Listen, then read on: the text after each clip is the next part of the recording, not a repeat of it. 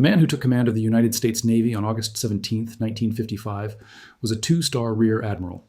He was 53 years old. There were 92 flag officers senior to him. 3 of them wore 4 stars on their shoulder boards. Every single one of them was passed over. Dwight Eisenhower made the call himself. He skipped a full generation of admirals who had been groomed for the job for a decade. He skipped the Pacific War commanders, the Carrier Task Force admirals, the entire pipeline of senior officers who had already moved their household goods to Washington in expectation of the appointment. And he handed command of the largest navy on Earth to a destroyer captain from Boulder, Colorado, who had told his wife 6 months earlier that he was thinking about retiring to take a research job in private industry. Within 6 years, 3 different administrations would try to break him. The Truman administration tried first, in 1949, when its Secretary of the Navy crossed his name off the promotion list as punishment for telling Congress the truth about the bomb. The Eisenhower defense apparatus tried next, attempting to bury the Navy under a strategic doctrine that would have made it irrelevant by 1960, and the Kennedy White House, in the spring of 1961, walked him into the Bay of Pigs disaster, and then asked him to stay on for a 4th term, because by then everyone in Washington had figured out the same thing. Arleigh Burke could not be forced out. He could only be outlasted, and no one in Washington had the patience.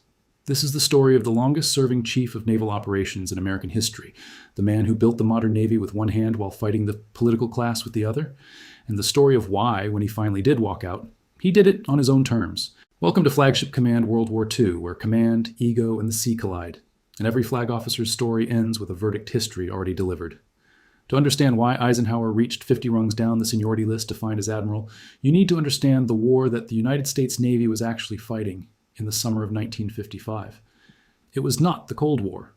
The Cold War was, in many ways, the easy part. The war the Navy was fighting was a domestic political war, and by every measure that the Pentagon used, it was losing. The story begins in 1947, when Congress unified the armed services under a single Department of Defense and created an independent United States Air Force. The new service arrived in Washington with a doctrine and a budget priority. The doctrine was that nuclear weapons delivered by long-range bombers had made every other form of warfare obsolete. The budget priority was a strategic bomber called the B-36, an enormous 6-engine aircraft designed to fly intercontinental nuclear strikes from American bases. The Air Force argued that aircraft carriers were nothing more than slow, expensive, vulnerable airfields. They argued that submarines were a residual technology. They argued that the Navy's role in modern war was, at most, to escort convoys and chase the occasional Soviet diesel boat. Then, on April 23, 1949, Secretary of Defense Lewis Johnson canceled the United States Navy's first supercarrier. The keel of the USS United States had been laid 5 days earlier at Newport News. Johnson made the decision without consulting the Navy. He made it without consulting the Joint Chiefs. He made it without consulting his own Secretary of the Navy. The Secretary of the Navy, John Sullivan, resigned in protest the next morning. Johnson replaced him with Francis Matthews, a Truman fundraiser whose only known maritime experience, by his own admission, was rowing a boat on a lake. The Navy went to war. It did not go to war against the Soviet Union. It went to war against the Department of Defense. Admiral Louis Denfeld, the Chief of Naval Operations, went before the House Armed Services Committee and testified against his own Secretary of Defense. Behind him sat the entire surviving leadership of the Pacific War: Admiral Ernest King, Admiral Chester Nimitz, Admiral William Halsey, Admiral Raymond Spruance, Admiral Arthur Radford. They all said the same thing. The unification of the services had become a hostile takeover. The Air Force was being allowed to write a national defense doctrine that left the Navy bankrupt, and the bombers Johnson had funded instead of the carrier could not actually do what their advocates had claimed they could do. History remembers this episode as the Revolt of the Admirals. The official Navy position was that this was a fight about doctrine and budget priorities. Internally, every senior officer in the building knew it was a fight about whether the United States Navy would still exist as an independent service in 1960. Sitting behind the testifying admirals during those October hearings was a 47-year-old captain who had spent the previous 6 months feeding them ammunition. His name was Arleigh Burke.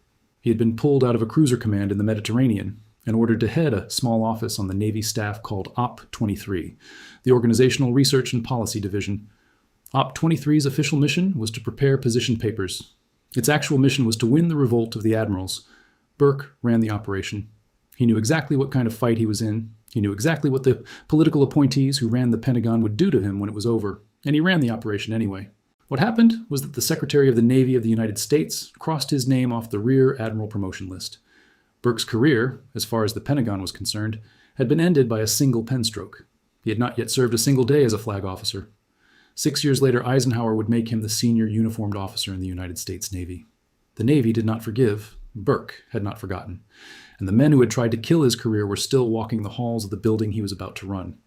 To understand the man Eisenhower selected, you have to go back to a black moonless night in the Solomon Islands, the early hours of November 25th, 1943, the South Pacific. 5 American destroyers were running at flank speed off the eastern coast of New Ireland, hunting a Japanese evacuation convoy that was pulling the last aviation specialists out of Buka. The American formation was Destroyer Squadron 23, the Little Beavers. The man on the bridge of USS Charles Osborne, the squadron flagship, was a 37-year-old Commodore who had been ashore in Washington, frustrated to the point of insubordination, for the entire first year and a half of the war. The Bureau of Ordnance had needed his expertise as an explosives engineer. He held a master's degree in chemical engineering from the University of Michigan. He was, in technical terms, irreplaceable on shore. The Navy refused his transfer requests for 14 straight months. Burke had finally gotten to the Pacific in February of 1943, only after writing personally to a friend on the staff of Admiral Ernest King. By the time the Little Beavers reached the waters off New Ireland that November, Burke had been at sea for 9 months. In that time, his squadron had fought 22 surface engagements. They had sunk 1 Japanese light cruiser, 9 Japanese destroyers, 1 submarine, and shot down approximately 30 aircraft. They had not lost a single ship of their own. The Naval War College, in its post-war analysis of what was about to happen, would describe it in 3 words: an almost perfect surface action. It was a destroyer ambush. Burke had 5 destroyers in 2 divisions. He picked up the Japanese force on radar at 0141. The Japanese had no radar. They had no idea Burke was there. Burke turned his lead division and fired 25 torpedoes from a flank position the Japanese commander could not see and would never see. The torpedoes ran for 12,000 yards in absolute silence. The Japanese formation had no warning, no countermove, and no time. 3 Japanese destroyers, Onami, Makinami, and Yugiri, were destroyed in less than 90 seconds. A 4th, Uzuki, was crippled. Only the 5th, Amagiri, survived to escape. Amagiri was the same destroyer that had cut Lieutenant John Kennedy's PT-109 in half 4 months earlier in the same waters. American casualties at Cape St. George were 0. American ship damage was 0. Admiral William Halsey, who had no patience for compliments and no patience for anyone who needed them, would later call the Battle of Cape St. George the Trafalgar of the Pacific. Destroyer Squadron 23 would receive the Presidential Unit Citation, the only American destroyer squadron in the entire war to be so decorated. The nickname that defined Burke for the rest of his life had been pinned on him the day before, on November 24th, 1943. One of his destroyers, USS Spence, suffered a boiler casualty. A cleaning brush somehow had wound up jammed in the fire tubes. Spence's top speed dropped from 34 knots to 31. Burke radioed Halsey that his squadron could only make 31 knots until Spence was repaired. Halsey's chief of staff, Captain Ray Thurber, drafted the reply that would follow Burke for the next half-century. Quote, 31 knot. Burke get athwart the Buka-Rabaul evacuation line about 35 miles west of Buka. End quote. It was meant as a gentle joke. Halsey's staff knew that 31 knots was below normal squadron speed. They were teasing Burke for limping. The wartime correspondents got hold of the dispatch and read it the other way. They thought it meant Burke charged at 31 knots. The nickname stuck. Burke himself privately thought it was misleading. He never publicly corrected it. By the time the war ended, the legend was permanent. In March of 1944, Admiral Ernest King issued a directive that paired every aviation flag officer with a surface chief of staff and every surface flag officer with an aviation chief of staff. This was Washington trying to legislate cooperation between the two communities by force. Vice Admiral Mark Mitcher, commander of Task Force 58, the fast carrier force, did not want the policy. Burke did not want the assignment. They were both forced into it. Mitcher tested Burke for weeks. Burke, who had never been an aviator, threw himself at the technical literature, the operations manuals, the air doctrine, the maintenance reports, the carrier landing statistics. He worked 16-hour days. After 3 weeks of this, Mitcher turned to one of his other staff officers and said, quote, well, Truman, it looks like this Burke is going to turn out real good. End quote. From that moment on, Burke was Mitcher's chief of staff for the rest of the war and afterward. Burke ran the staff work for Task Force 58 through the Marianas, through the Battle of the Philippine Sea, through Leyte Gulf, through Iwo Jima, and through Okinawa. On May 11th, 1945, 2 Japanese kamikazes hit USS Bunker Hill, Mitcher's flagship. 14 of Mitcher's 56 staff officers were killed in the attack. The kamikaze that struck the bridge missed Burke and Mitcher, in Burke's own words, by a matter of yards. Burke entered a burning compartment to bring out wounded sailors. He was awarded the Silver Star. 3 days later, Mitcher and Burke had transferred to USS Enterprise. On May 14th, Enterprise was struck by a kamikaze too. Burke was on board for that one as well. By the end of the Pacific War, Burke had earned the Navy Cross, the Navy Distinguished Service Medal, the Silver Star, the Legion of Merit, and the Purple Heart. He had stood on the bridge of 2 carriers struck by kamikazes inside 3 days. He had run a destroyer squadron that the Naval War College called Perfect. And he had become, against his will and against all expectations, an aviator's chief of staff. The Navy he came home to was about to try to destroy his career. The first administration to come for Arleigh Burke was Harry Truman's. By the spring of 1949, Captain Burke had been pulled out of his cruiser command in the Mediterranean to head Op. 23. The official task was research. The actual task was to give Congress the ammunition it needed to stop Louis Johnson and the Air Force from gutting the Navy. Burke and a handful of officers worked out of a windowless suite in the Pentagon. They studied the B-36 bomber. They tabulated its real performance, not the brochure performance the Air Force was selling. They studied Soviet air defenses. They studied bombing accuracy. They studied the actual radius of action when carrying a real nuclear weapon. They concluded, accurately, that the bomber could not deliver the strikes its advocates had promised. Burke fed the information to Congressman Carl Vinson and James Van Zandt. He fed it to friendly columnists. He fed it to Admiral Arthur Radford and to the Secretary of the Navy. When the House Armed Services Committee opened its hearings in October of 1949, the Navy walked into the room with a complete technical case against the entire foundation of Louis Johnson's defense policy. Every number in their testimony was real. Every projection was sourced. Every claim was provable. Johnson found out who had done it. Matthews, Johnson's hand-picked Secretary of the Navy, ordered OPI 23's files impounded. He ordered Burke confined to the Pentagon while the office's records were examined for any sign of impropriety. There was none. The investigation found nothing. OPI 23 had done its job within the rules. Matthews disestablished the office anyway. And then, when the Rear Admiral promotion list reached his desk, he picked up a pen and crossed Burke's name off it. The official reason was that Burke had been picked, quote, below the zone, end quote, ahead of more senior officers. The actual reason was that the Secretary of the Navy of the United States was using the promotion system to punish a captain who had told Congress the truth. The strike-through leaked. The press picked it up.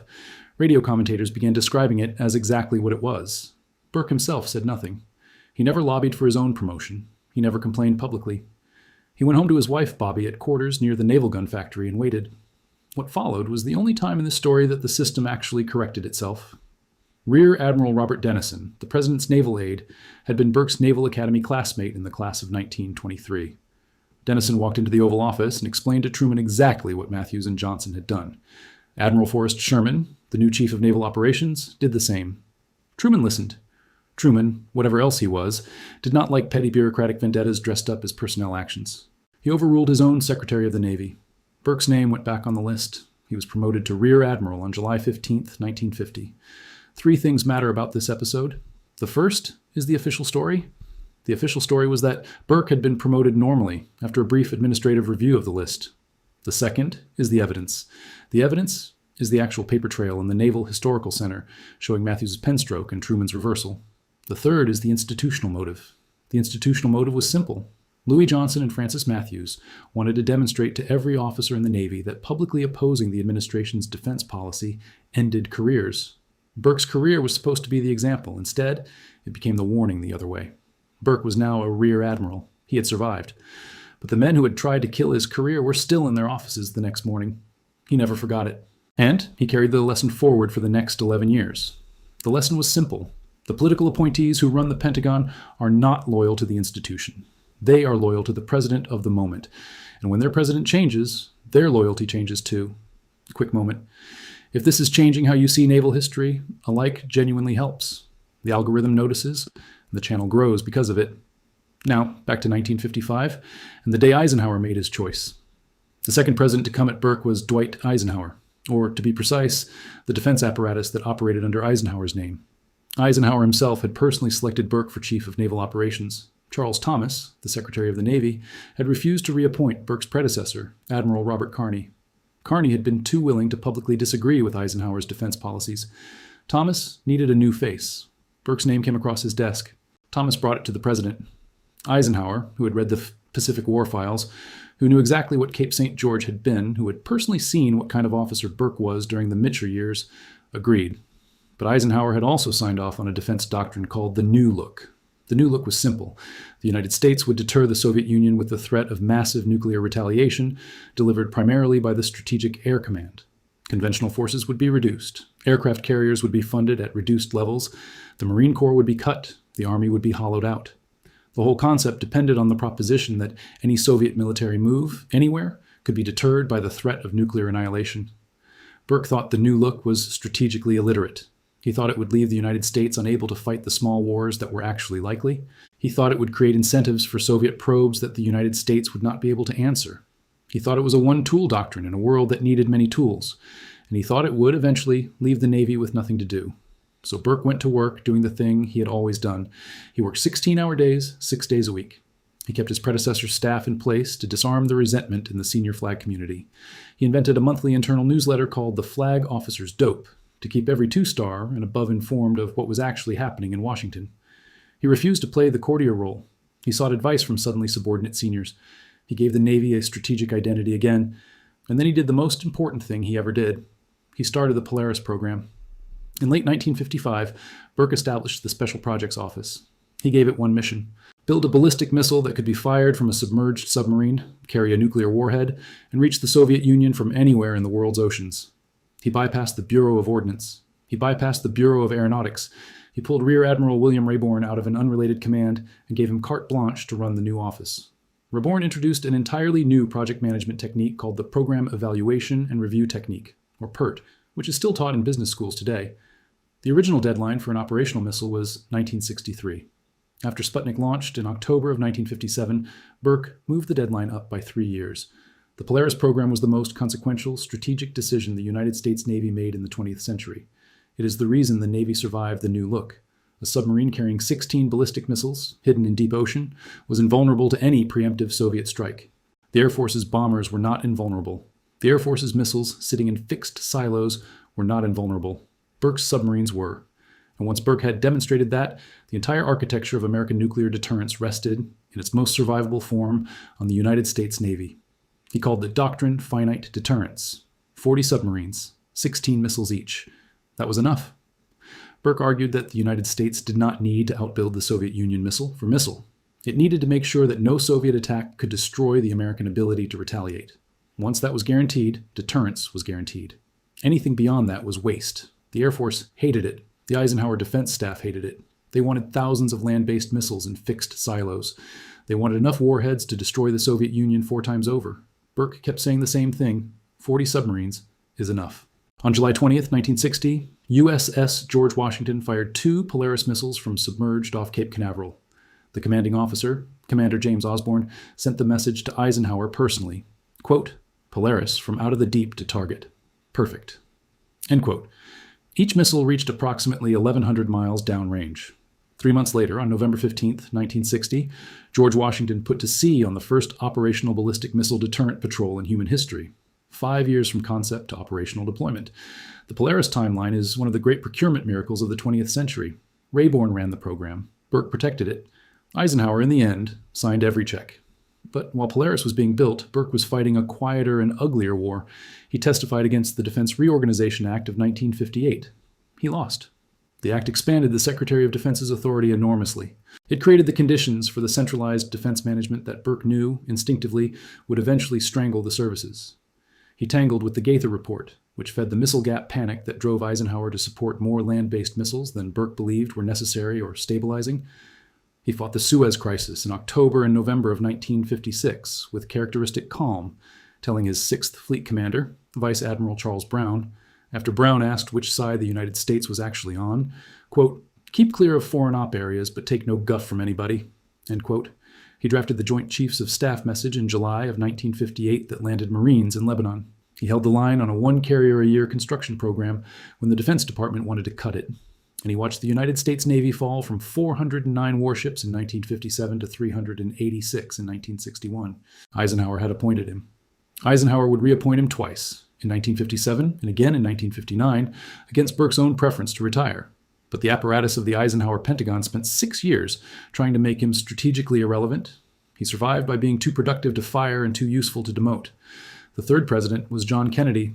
Kennedy took office on January 20th, 1961. Burke had agreed to Eisenhower, 6 months earlier, to extend his tenure long enough for an orderly transition with the new administration. He could have retired in February. He was 60 years old.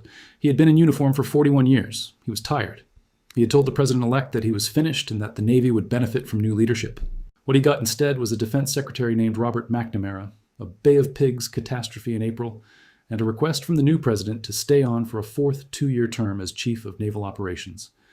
McNamara was the Ford Motor Company executive who arrived in the Pentagon on January 21, 1961, determined to apply business school analytical methods to the management of the United States military. He brought with him a team of young economists from the Rand Corporation. They came to be known as the Whiz Kids. Their tools were systems analysis, cost-effectiveness modeling, and the program budgeting framework that McNamara would soon impose on every service. Their conviction was that civilian analysts, working with classified data, could make better strategic decisions than uniformed officers who had spent their careers acquiring the relevant experience. Burke believed that this was, to put it gently, mistaken. He believed it was historically illiterate. He had watched Louis Johnson try the same thing in 1949. He had watched the New Look try it under Eisenhower. He had watched the Defense Reorganization Act of 1958 enshrine the legal framework for it. And now, in 1961, he watched McNamara push it harder than any of his predecessors. McNamara wanted to centralize procurement. He wanted to centralize doctrine. He wanted to centralize basing decisions. He wanted to dissolve the existing joint commands and rebuild them on rational lines that no professional military officer would have drawn. Burke fought every fight he could. He lost most of them. McNamara was charming, brilliant, and utterly convinced of his own analytical infallibility. Burke was tactful, dignified, and increasingly aware that he was running out of road. He privately told his closest staff officers that the new defense apparatus did not understand what it was destroying, and that the bill would come due in some war that none of them could yet see clearly. Vietnam was 4 years away. Burke's prediction was already in motion. Then the Bay of Pigs happened. The Cuban Exile Brigade landed at the Bay of Pigs in southern Cuba in the early hours of April 17, 1961. The plan, inherited from the Eisenhower administration and modified by Kennedy, depended on three premises. First, that the brigade could establish a beachhead. Second, that pre-dawn airstrikes by exile-flown B-26 bombers, launched from Nicaragua, would destroy the Cuban Air Force on the ground. Third, that the Cuban people would rise to support the landing. All three premises failed inside 48 hours. The decisive failure was the second one. The dawn airstrike on April 17th was scheduled to take off from Puerto Cabezas, Nicaragua, in the small hours of the morning. National Security Advisor McGeorge Bundy and Secretary of State Dean Rusk persuaded Kennedy, late on the night of April 16th, to cancel it. Bundy made the cancellation call to General Charles Cabell, Deputy Director of the CIA, at 9:30 in the evening. Cabell tried to reach Rusk. Rusk would not reverse it. Cabell, by 4:30 in the morning, was at Burke's quarters in his pajamas asking for help. Burke had USS Essex stationed off Cuba with jet fighters armed and ready on her flight deck. He had 2 battalions of Marines on amphibious shipping inside the operational area. He had prepositioned everything the operation would need to be salvageable. Cabell asked him for fighter cover for the next exile bombing run. Burke called the president at the White House. The president refused. The brigade fought on the beach for 48 hours and was overrun. 1,100 Cuban exiles surrendered or were killed. The American intelligence community had walked into the worst foreign policy disaster of the early Cold War, and Burke, a chief of naval operations who had not designed the plan and had not been allowed to execute the salvage, was forced to watch. What happened next is not normally written into the Bay of Pigs story. Kennedy convened a study group, the Cuban Study Group, also known as the Taylor Commission, to figure out what had gone wrong. He named 4 members, General Maxwell Taylor as chairman, Robert Kennedy, the Attorney General, Allen Dulles, the CIA director who had run the operation, and Arleigh Burke. The fact that Burke was on that commission, despite not having designed the operation, despite being from the Eisenhower Pentagon, despite being in the last months of his time as Chief of Naval Operations, tells you exactly how Kennedy felt about the man. He needed someone in the room who would not lie to him about what had happened. The report was finished in June. It was unsparing. It identified the cancellation of the airstrike as the proximate cause of the disaster. Burke, who had never said a word about it publicly and never would, signed the document. In July, Kennedy invited Burke to the White House. He asked Burke to stay on for a 4th term as Chief of Naval Operations. Burke said no. Kennedy then offered him the ambassadorship to Australia. Burke said no again. He had been in uniform for 42 years. He had served under 5 presidents. He had outlasted 4 secretaries of defense. He was finished. On July 25, 1961, Kennedy presented Arleigh Burke with a gold star in lieu of a 3rd Distinguished Service Medal at the White House.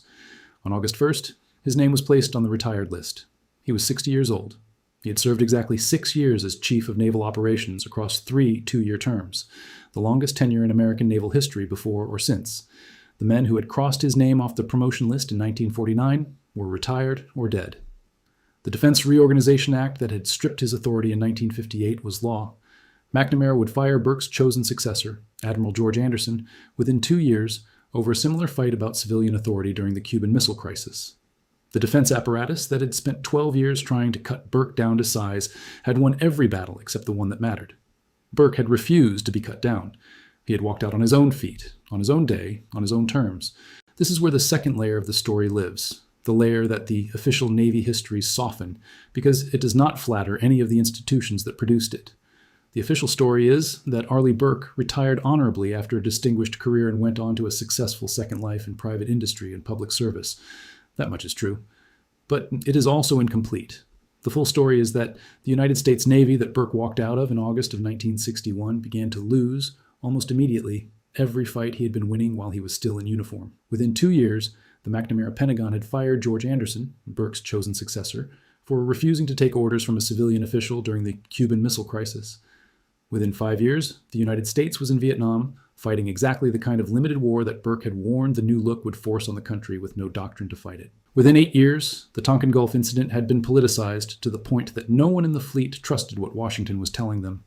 Within 15 years, the Navy had been reduced from over 600 ships to under 500 and was still falling.